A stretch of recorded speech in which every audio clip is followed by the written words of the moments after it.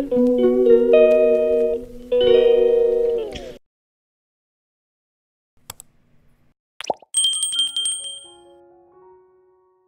সকাল বন্ধুরা, আশা করি সবাই ভালো আছেন। আমিও ভালো আছি। দেখছেন তো আজকে সকাল সকাল ব্লগটা শুরু করছি। তো শরীরটা ভালো নেই কিছুতেই।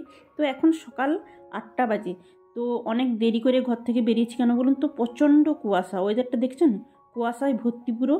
তো সকালে উঠে ঘর থেকে বেরাইনি এই কারণে। এখন আমি ঠাকুর ঘরে বাসি কাজটা শেষ করলাম, দিয়ে ভাবলাম না ব্লগটা শুরু করি এখন থেকে। এই যে দেখুন আমার বাসি কাজ হয়ে গেছে, আর দরজা বন্ধ করে রেখেছি। এত ঘন কুয়াশা না, ঠাকুর ঘরটা সেই স্যাঁতে থাকে, সেই জন্য বন্ধ করে দিয়েছি ঘরটা মুছে। তো এই যে বাসি কাজ তো শেষে, এই যে ওয়েদারটা দেখছেন কীরকম মেঘলা ওয়েদার, কুয়াশা ভর্তি। তো এখন ঘরে গিয়ে যা যা কাজ থাকে করে নেব। আর আমার হাজব্যান্ড আজকে বাজার থেকে কী কী মাছ নিয়ে এসছে সবটাই শেয়ার করব।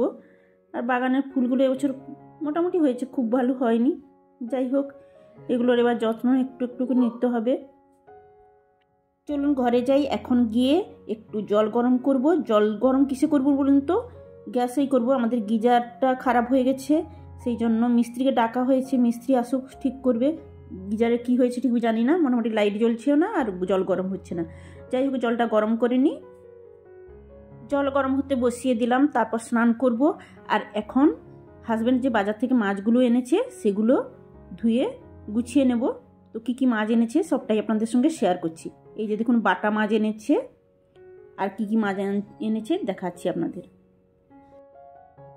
আরও 2 ধরনের মাছ নিয়ে এসছে। তো শোল মাছ নিয়ে এসছে আর কাটাপোনা মাছ, রুই মাছের কাটা নিয়ে এসছে। তো এতগুলো মাছ একই দিনে তো খাওয়া যাবে না। তো যেগুলো রান্না করব সেগুলো সাইড করে রেখে দেবো, তারপর ফ্রিজে তুলে রেখে দেবো। তো এই যে দেখুন শোল মাছগুলো এক সাইড করে দিচ্ছি। আজকে শোল মাছ রান্না করব না, আজকে কাটাপোনা মাছই রান্না করব, একটু ঝোল করব। আর বাটা মাছটা যে নিয়ে এসছে এই দুটো মাছই রান্না করব। তো আর মাছগুলো ফ্রিজে কৌটাতে তুলে রেখে দেবো। তো কৌটাতে ভরে নিই, যেগুলো রান্না করব সেগুলো রেখে দিয়ে কৌটাতে ভরে নেব।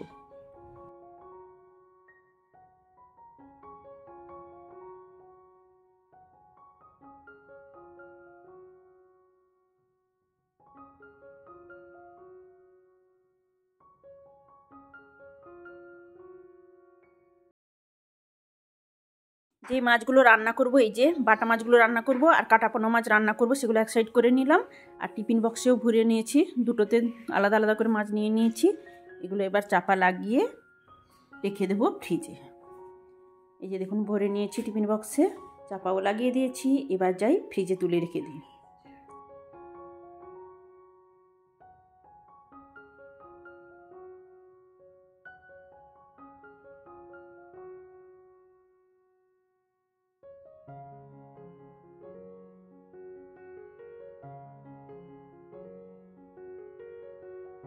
জল গরম হয়ে গেছে, এবার যাই স্নানটা সেরে নিই। স্নান সেরে পুজো দিয়ে চলে আসলাম। এবার টিফিন করছি। এই যে দেখুন মশলা মুড়ির মতন করে নিয়েছি। মুখে যেহেতু টেস্ট নেই সেই জন্য জল মুড়িটা খেতে ভালো লাগবে না, মশলা মুড়ির মতন করে নিয়েছি। শসা, পেঁয়াজ, গাজর, ঝুরি, ধনেপাতা, টমেটো এইসব দিয়ে মশলা মুড়ির মতন করে নিয়েছি। এটাই খেতে ভালো লাগছে। তো যাই হোক একটু খাওয়া যাবে, ভাত তো খেতে একদমই ভালো লাগে না। রান্নাঘরে চলে আসলাম, রান্না শুরু করব। তো আগে মাছগুলো ভাজতে বসিয়ে দিই। বেশি কিছু রান্না করব না, হালকা ফুলকো রান্না করব। তো কি রান্না করছি না করছি সবটাই শেয়ার করবো আপনাদের সঙ্গে। মাছগুলো তো আগে আপনাদের দেখিয়েছি, এগুলোই লবণ হলুদ মাখিয়ে নেব, আগে ভেজে নেব মাছগুলো। তো দেখি বাটা মাছের একটু ঝাল যদি পারি করব, আর এই যে পোনা মাছের ঝোল করব। তো এই যে কড়াই বসিয়ে দিয়েছি, তো কড়াইতে তেল গরম হয়ে গেছে।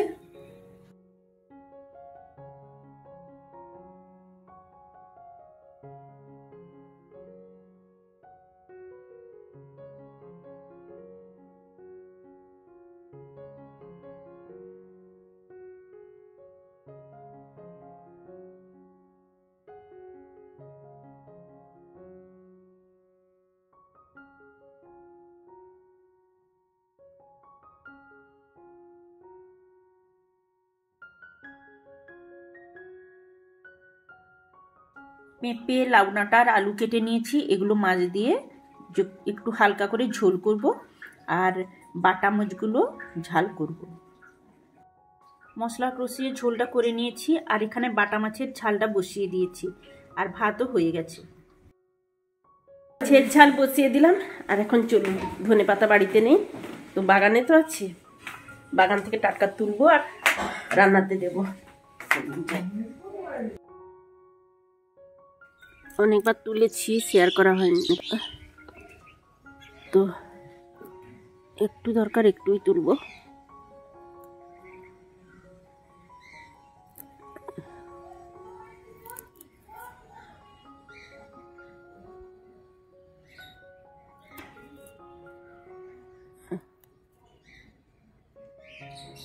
জল নেই, গোড়ায় শুকিয়ে গেছে, জল দিতে হবে।